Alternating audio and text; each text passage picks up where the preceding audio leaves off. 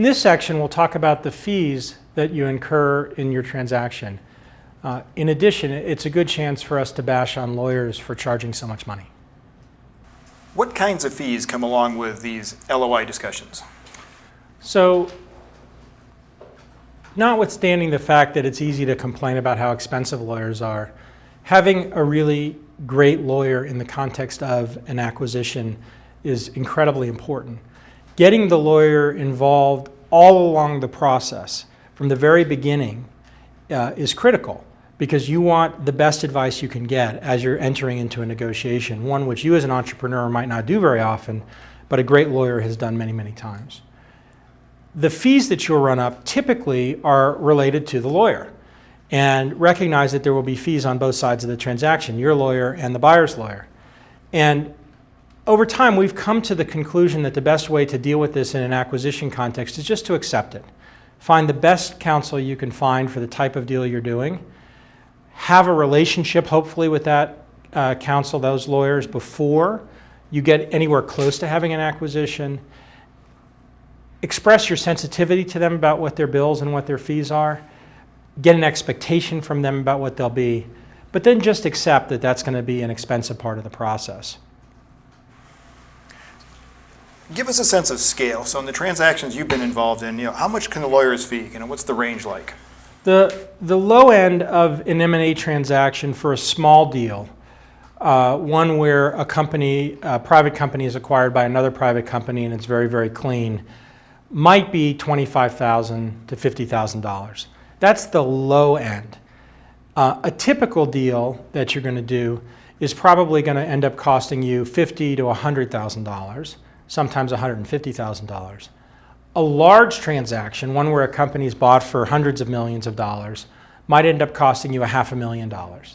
So the best way to think about it probably is a $50,000 to $100,000 range for a smallish transaction, and $250,000 to $500,000 for a largest transaction, knowing that the complexity of the transaction will often add to it. So if you haven't done a good job of your corporate records along the way, that'll increase things. If you have complicated legal issues, that'll increase things. If you have a very long and drawn out negotiation where it's hard to get closure on both sides, that'll increase things. So who pays for these fees? Does the buyer pay for their fees and the seller pay for their fees? It depends. Most of the time, the buyer is going to work hard to push the cost of your fees to you. They'll pay their fees, but they're going to push your fees to you. And that comes through lots of different ways. Let's say that you have a company with $5 million of cash on your balance sheet prior to going down the path to the transaction, and you sell the company for $100 million.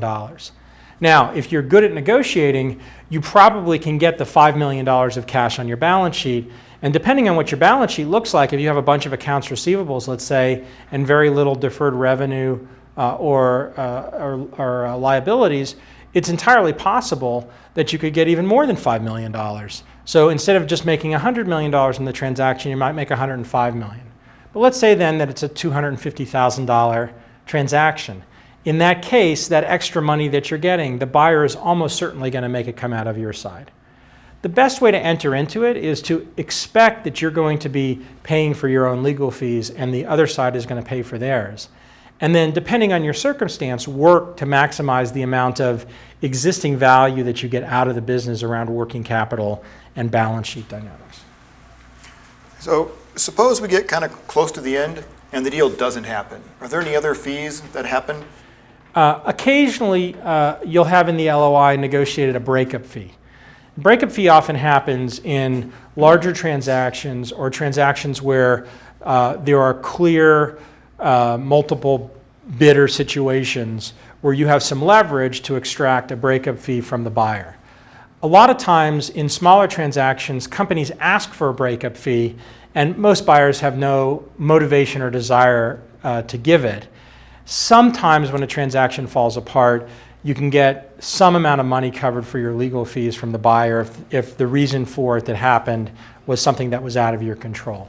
But typically, you should expect that there's really no recourse if the buyer decides to not go forward with you unless you've explicitly stated that there's a breakup fee in the transaction.